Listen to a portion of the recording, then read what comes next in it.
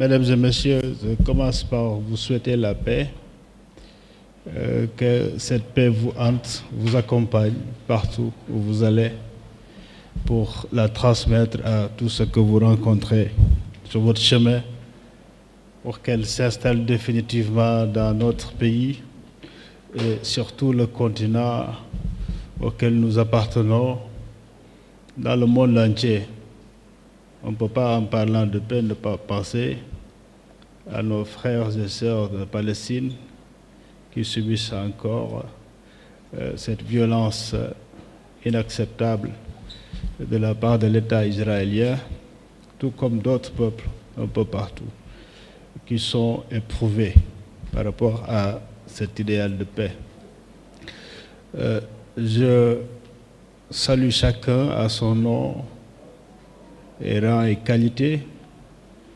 Vous me permettrez bien évidemment de distinguer Monsieur le Premier ministre, Mamadou Lamine Loum, qui est une personnalité exemplaire sur qui nous apprenons toujours.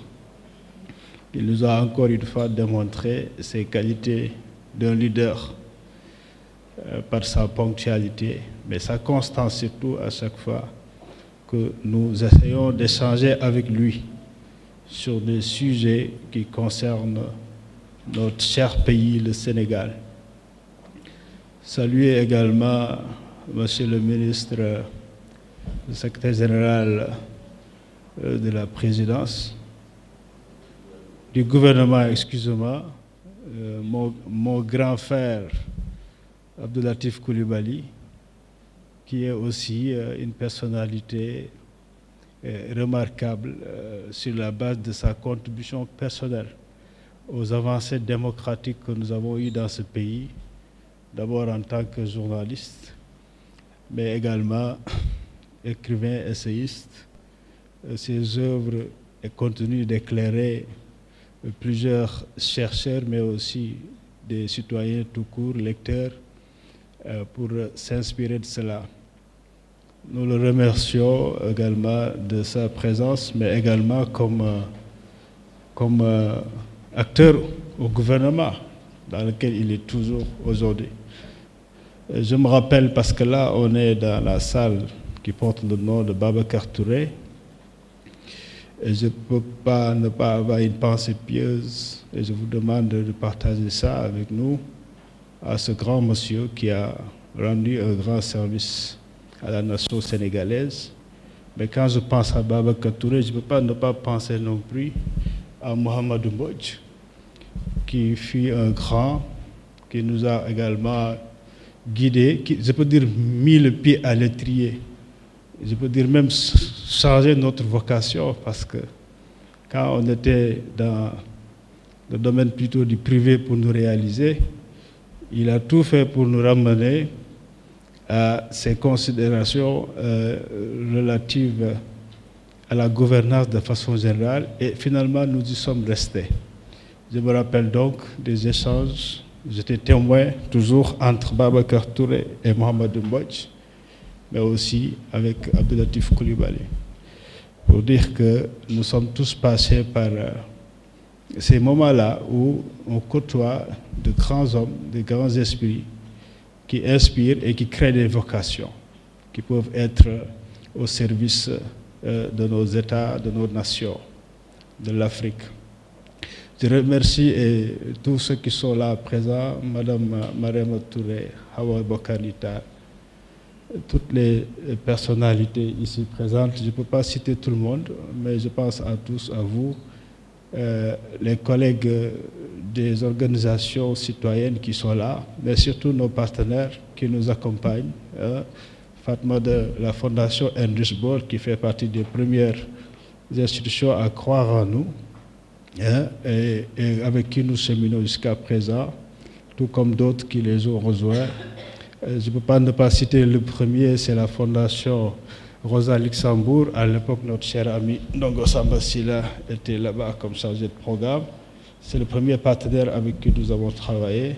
C'était surtout pour célébrer Amical Cabral, Le professeur Bathily n'est pas là, mais fait partie des premières personnalités avec Amadou Mahtar Mbow et le professeur Albert Trevedioré du Bénin à nous avoir accompagnés, et Arsi Hamidou Khan aussi, quand nous avions eu l'idée tout simplement de mettre en place cette organisation.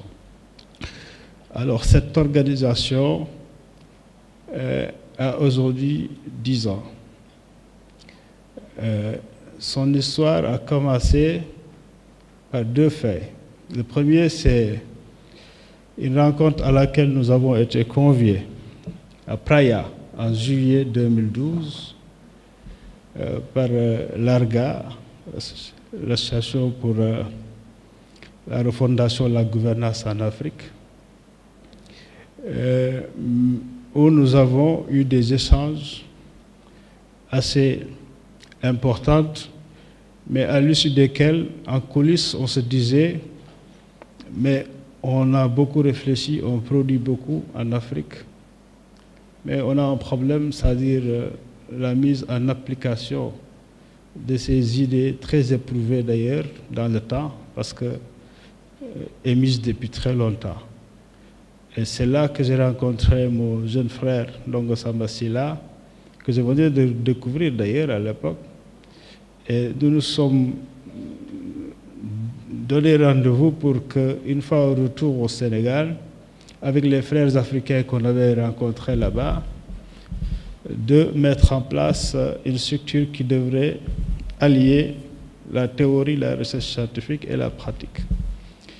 Et c'est comme ça que j'avais pris l'engagement de rédiger la note conceptuelle, ce que je fis à mon retour, qui a été partagé avec Ndongo et les autres, je vois Dr Abdoulaye Diallo ici présent, et d'autres, et nous avions identifié une quarantaine de ce qu'on pouvait appeler à l'époque jeunes leaders émergents, que nous avons reconnus sur la base de leur engagement et de leur audace à assumer certaines idées, pas toujours aimées de tous, mais d'être conséquents par rapport à ça. Donc nous avons su réunir 40 de nos pairs à l'époque pour discuter sur la note conceptuelle et essayer d'en tirer quelque chose. C'est ainsi que venue l'idée de mettre en place l'ex-Africa. Mais dans cette réflexion qu'on a eue, ce qui nous intéressait le plus, c'était, parce que ça coïncidait avec une époque où la plupart des pays étaient en train de célébrer les 50 ans d'accession à la souveraineté internationale des pays africains, donc à partir des années 60, jusqu'à un peu 63, etc. L'essentiel des pays africains ont eu leur indépendance à ce moment-là. Et un peu partout, il y avait même des festivités pour célébrer, fêter 50 ans d'indépendance, etc. À l'exception peut-être à l'époque du Bénin où le président Boudiyani avait accédé à la demande du professeur Albert Trevedioré d'organiser une rencontre où étaient invités pas mal d'Africains. Cette rencontre a produit ce qu'on appelle le manifeste du cinquantenaire. Et dans ce manifeste, il y avait 50 points exactement qui ont été retenus lors de ces conclaves-là, qui devraient être les points stratégiques sur lesquels les Africains devraient travailler. Donc, c'est dans cette perspective-là que nous avons fait ces assises entre nous pour identifier les défis du continent. Et c'est ce travail-là qui a donné naissance au nom de l'Ex. Parce que l'Ex, c'est d'abord 5 défis majeurs pour le continent. Le premier défi qu'on avait identifié, c'est le défi du leadership. Nous nous sommes dit que nous avons un sérieux problème de leadership sur lequel nous devons travailler énormément pour pouvoir quand même mettre l'Afrique dans de meilleures perspectives. Ensuite, une question très importante aussi, pas souvent intégrée, c'est la question de l'éthique. C'est vrai, moi je ne dissocie pas l'éthique et le leadership parce que je dis qu'il n'y a pas de point de leadership sans éthique. Beaucoup de jeunes avec qui je travaille reprennent cela et je suis fier et content de cela parce qu'on ne peut pas être leader quand on n'a pas d'éthique. Ce n'est pas possible. On est autre chose. Mais la question de l'éthique, elle est aussi essentielle, c'est ce qu'on a rencontré. Et l'éthique, tout simplement, je le comprenais comme étant cette conscience que nous avons de façon individuelle, quand à chaque fois qu'on prend une décision, qu'on puisse penser à l'impact de cette décision par rapport aux autres avec qui nous partageons ce que nous faisons. À l'échelle pays, l'échelle continentale, la question de l'éthique qui s'exerce, qui interpelle les pratiques surtout des acteurs, est aussi un défi fondamental. Le G, c'est la gouvernance.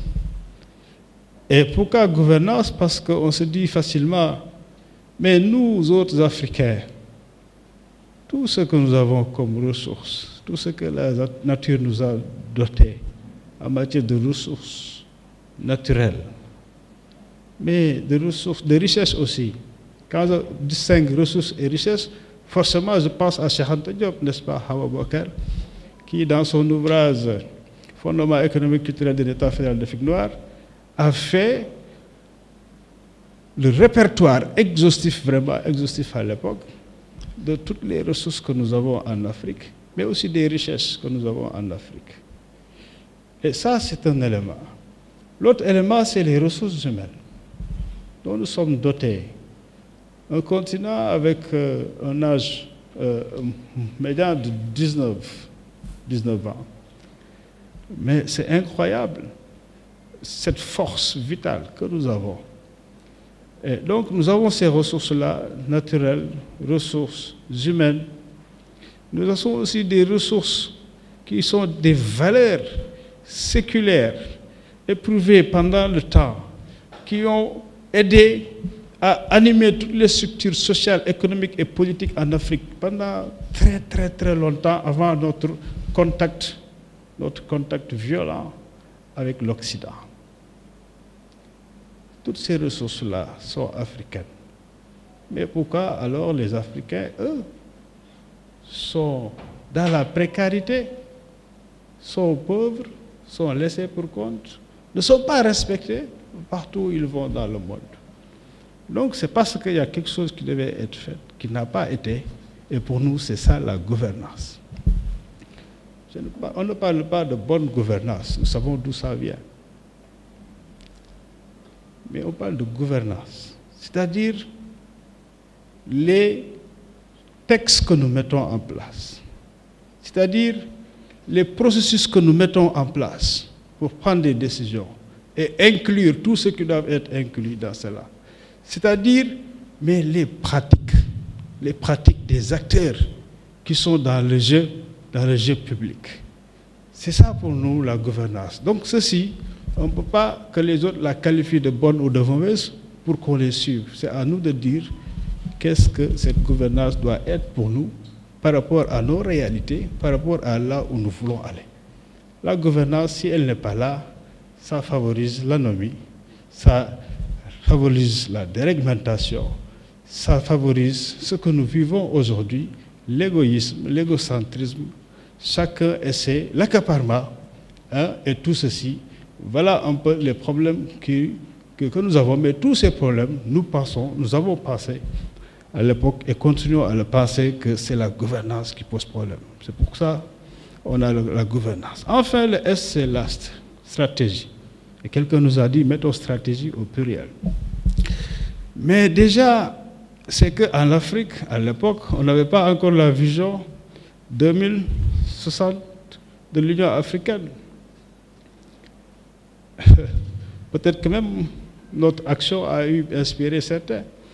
Mais nous nous sommes dit, pourquoi en Afrique on ne fait pas de la prospective? Pourquoi on ne pense pas à demain, après-demain? Pourquoi on n'a pas de vision claire qu'on essaie de partager avec nos peuples? Mais pourquoi, sur la base de cette vision, nous ne nous donnons pas les moyens d'appréhender le monde, de faire la veille stratégique, de comprendre quelles sont les initiatives prises par les autres acteurs pour pouvoir savoir identifier clairement c'est quoi notre intérêt et de négocier et de discuter avec les autres sur la base de cet intérêt. C'est ça la stratégie qui manque chez nous. Vous voyez, un peu tout ce que nous faisons, nous suivons ce que les autres ont déjà élaboré sur la base d'une stratégie claire et nous suivons, nous essayons d'être de bons élèves dans ça ou bien de trouver notre place dans cela.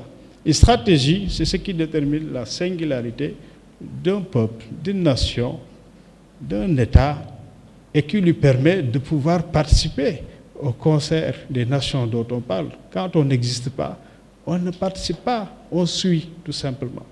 La stratégie donc étant l'autre dernier défi identifié à notre niveau. Donc c'est ce qui justifie le nom de l'ex. Mais l'ex, c'est aussi un glissement qu'on se permet sur le plan symbolique pour parler du legs. C'est aussi le legs intergénérationnel. C'est-à-dire que nous devons faire l'effort de comprendre ce que nous ont laissé les générations antérieures, mais vraiment de comprendre. Pas seulement aussi de répéter, Cheikh Anta a dit, Kourouma a dit, Cabral a dit, Senghor a dit, l'autre a dit, mais de comprendre ce qu'ils voulaient dire, mais aussi d'éprouver ce qu'ils ont dit par rapport à notre contexte actuel, pour pouvoir découvrir dans cela notre mission. C'est là que, parce que nous avons notre part à jouer. Donc, notre mission est faire à notre manière, à notre façon, ce que nous devons faire en restant dans cette vision pionnière des pères fondateurs. Donc, il faut comprendre le legs que nous avons reçu, mais il faut comprendre aussi la responsabilité que nous avons à transmettre notre legs aux générations à venir. Donc, le legs, c'est cette charnière finalement où on se rend compte que nous avons seulement un témoin reçu d'autres générations que nous devons transmettre à la génération à venir. Et nous n'avons pas le droit de faire tomber ce témoin-là. C'est pour ça que j'aime bien cette nouvelle chanson de Kumba Gawlo Seck, que je vois comme une sorte d'hymne national nouveau qu'elle nous propose. C'est-à-dire, Sénégal, yàgg nga doon jàmbaar waaye ndax da nga ko mujjee ndax da nga ko mujjee. C'est un message fort qu'elle nous laisse ici. C'est-à-dire, elle nous interpelle sur notre responsabilité générationnelle. Qu'est-ce que nous faisons du legs que nous avons reçu? Est-ce que nous l'entretenons pour le transmettre correctement aux générations à venir? C'est la grande question qui se pose à nous. Donc, c'est ce que nous avons essayé pendant 10 ans de faire avancer, d'évoluer cette idée avec de la partager le plus largement possible. Ce qui nous a amené à prendre beaucoup d'initiatives, beaucoup de réflexions, comme les chiffres le montrent dans le document que vous avez entre les mains. Mais ce qui nous a amené également à aller voir les Sénégalais, les Africains, qui sont très loin de nous, au niveau des communautés, des territoires, développer avec eux des idées, des outils, des instruments qui permettent de créer quelque chose qui nous est très cher, c'est-à-dire comment faire émerger la citoyenneté, ce qu'on appelle la citoyenneté de transformation. C'est-à-dire une citoyenneté qui ne se limiterait pas à dire « ci la bokk damay jox jël sama wàll », mais à dire comment moi je peux agir pour aussi transformer les conditions dans lesquelles je vis avec mes semblables contemporains pour que tout le monde puisse accéder au bien-être. C'est-à-dire que c'est vrai, cette citoyenneté permet de s'intéresser, de connaître, mais aussi d'évaluer, mais aussi de critiquer, mais aussi d'alerter, mais surtout de proposer et de construire, de co-construire. C'est cela que nous voulons et nous essayons de construire à notre niveau. Et parce que par rapport aux responsabilités de façon générale de ceux qui ont aujourd'hui le pouvoir de décider, nous pouvons donc les inviter à ce qu'on appelle la redevabilité transformationnelle. Ça veut dire quoi pour nous? Ça veut dire que nous avons tous l'obligation de nous intéresser aux politiques publiques. Parce que les politiques publiques, leur finalité, c'est nous, c'est les citoyens, c'est son bien-être. Mais une fois que nous nous intéressons aux politiques publiques, que nous les questionnons, nous les comprenons, nous puissions les diagnostiquer, connaître leurs faiblesses, mais aussi leurs forces, nous pouvons donc essayer, sur cette base, d'organiser les conditions de proposition citoyenne pour que les citoyens se disent voilà les limites des politiques que vous proposez, voilà ce que nous pensons que si vous le faisiez, nous pourrions aller de l'avant. Et donc, cela veut dire quoi? À partir de là, il faut créer un cadre qui puisse être un cadre de dialogue, de concertation entre ceux qui décident et les citoyens qui vivent la finalité ou bien l'accomplissement de leurs décisions pour toujours améliorer ces politiques publiques. C'est cette réalité transformationnelle qui est en fait le framework, le cadre logique de tout ce que nous faisons comme activité. Et ça veut dire quoi? Il faut d'abord de la recherche, toujours de la recherche pour ne parler que de ce que nous connaissons objectivement. Ne pas rester dans le wastahlat, mais dire des choses qui sont vérifiées par des investigations effectives.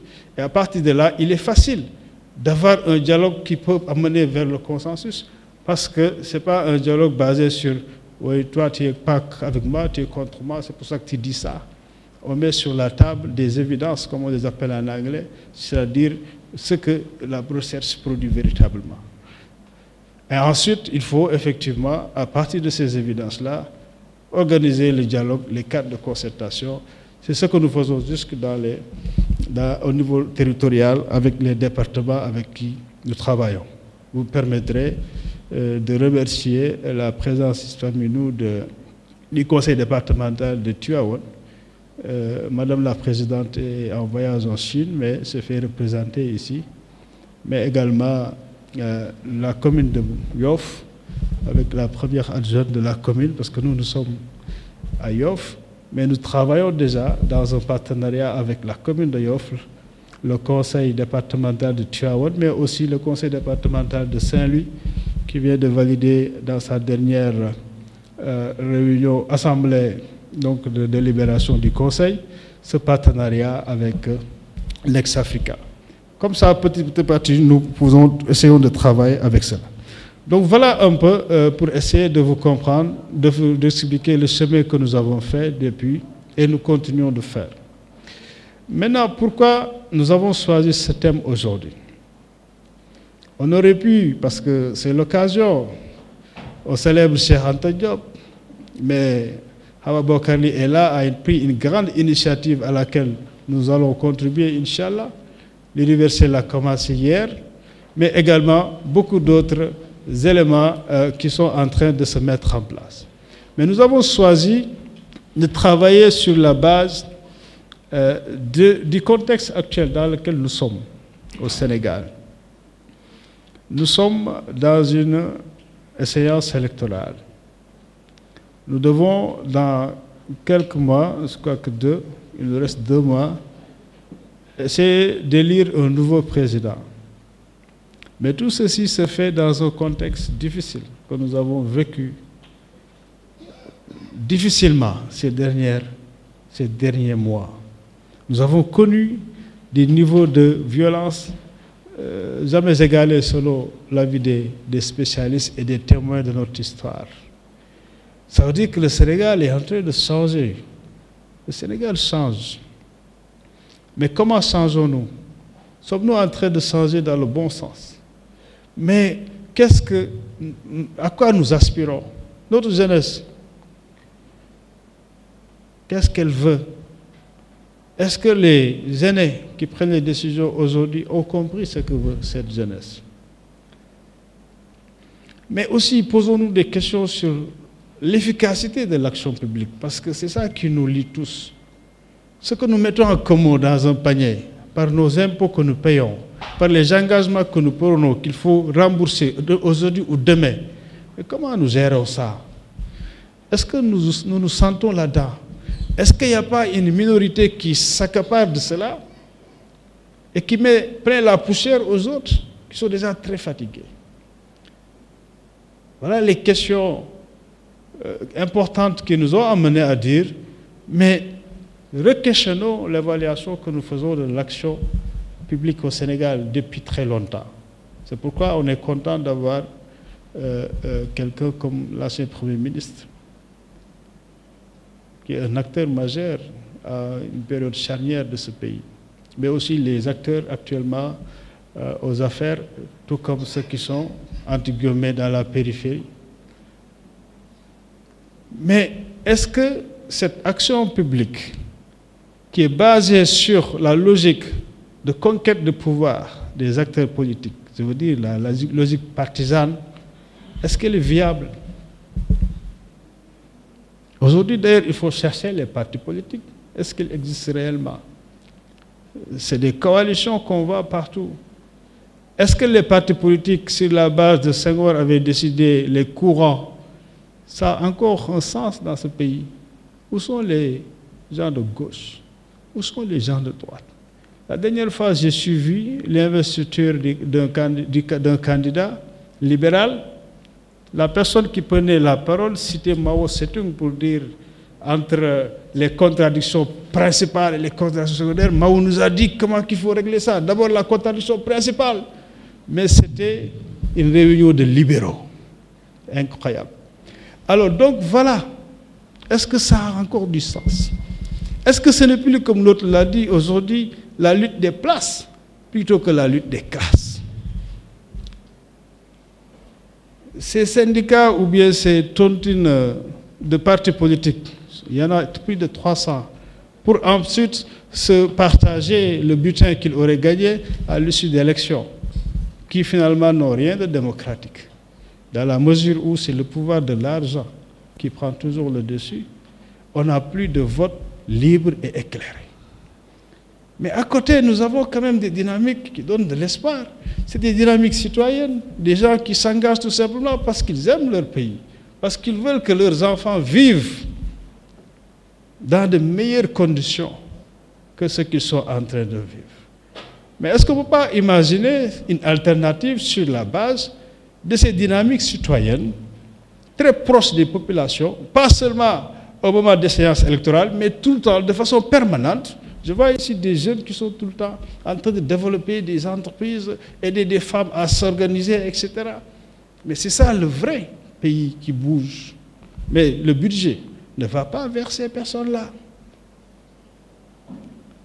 Voilà les questions qui nous interpellent et pourquoi on a dit que c'est l'occasion de poser ce débat. Pour qu'on en parle d'abord de façon objective avec des chercheurs qui sont dans la recherche au quotidien, ou bien qui ont une véritable expérience qui nous permet d'analyser tout ceci d'abord, pour comprendre. Mais ensuite, qu'on puisse aussi écouter les jeunes. Il y a beaucoup de jeunes qu'on peut appeler entre guillemets des leaders émergents qui bougent, mais qui peuvent être porte-parole de leur père, autres jeunes, pour qu'ils nous disent, mais aussi, quel est le rêve du Sénégal? Quel Sénégal ils veulent avoir demain? Mais une fois qu'on les écoute, après avoir été éclairés aussi par des chercheurs, mais aujourd'hui on est encore dans une démocratie libérale, électorale, il faut qu'on aille aux élections. Mais il y a des Sénégalais qui ont la prétention de nous diriger, qui disent que si nous leur donnons les rênes, ils peuvent faire changer les choses. Nous allons essayer de les écouter, qu'ils nous disent, mais aussi qu'est-ce qu'ils nous proposent. Et sur cette base, nous pensons que nous pouvons contribuer tout simplement, et c'est ça l'objectif du fait que nous avons choisi cet anniversaire pour en faire un moment d'échange, de discussion à travers ces différents panels, c'est-à-dire que les Sénégalais puissent librement et de façon éclairée choisir qui ils pensent être parmi ces gens-là, pouvoir être en mesure de porter leurs aspirations. Voilà, mesdames et messieurs, pourquoi nous sommes là. Vous m'excuserez d'avoir été long, mais je pense que c'était nécessaire d'expliquer pourquoi nous faisons ce que nous faisons et qu'est-ce que nous en espérons. Maintenant, tout ce travail que nous faisons, Bigué l'a déjà dit, nous le faisons avec une petite équipe, mais très consciencieuse et engagée. Et que des jeunes. Je suis le moins jeune, de l'équipe. Voilà, les autres sont plus jeunes. mais nous sommes tous des jeunes.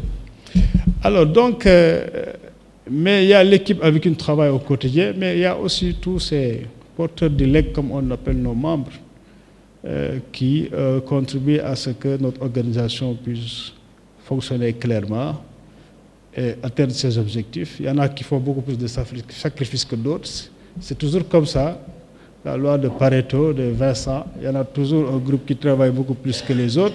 Et bien c'est comme ça que la vie fonctionne.